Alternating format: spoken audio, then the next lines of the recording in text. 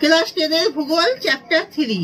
তোমরা সবাই like and subscribe দাও, আর সবাই মন দিয়ে শোনো আর লেখো, আর সবাই লাইক এন্ড সাবস্ক্রাইবটা দিয়ে দাও, আর পুরো ভিডিওটা মনোযোগ সহকারে দেখো। বায়ুমণ্ডল, ভারত মহাসাগরে সমুদ্র স্রোত কোন বায়ুর দ্বারা নিয়ন্ত্রিত হয়? মৌসুমী বায়ুর দ্বারা। সমুদ্র স্রোত সৃষ্টির প্রধান কারণ কি? নিয়ত বায়ু। হিমশৈল কি? সমুদ্রে ভাসমান বরফের স্তূপকে হিমশৈল বলে। কোন তিথিতে জোয়ারের মাত্রা সর্বাধিক? অমাবস্যা তিথিতে। গ্র্যান্ড ব্যাংক মগ্নচড়া কিসের জন্য বিখ্যাত? বাণিজ্যিক মৎস্য শিকারের জন্য। মুখ্য জোয়ার কি?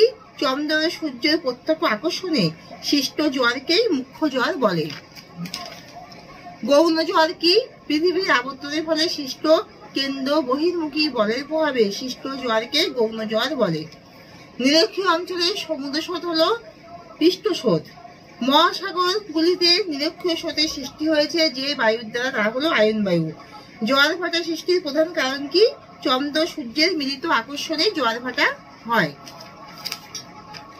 ভারত মহাসাগরে সমুদ্র স্রোত কোন বায়ুর দ্বারা নিয়ন্ত্রিত হয়? মৌসুমী বায়ুর দ্বারা। সমুদ্র স্রোত সৃষ্টির প্রধান কারণ কি? নিয়ত বায়ু। হিমশৈল কি? সমুদ্রে ভাসমান বরফের স্তূপকে হিমশৈল বলে। কোন তিথিতে জোয়ারের মাত্রা সর্বাধিক? অমাবস্যা তিথিতে।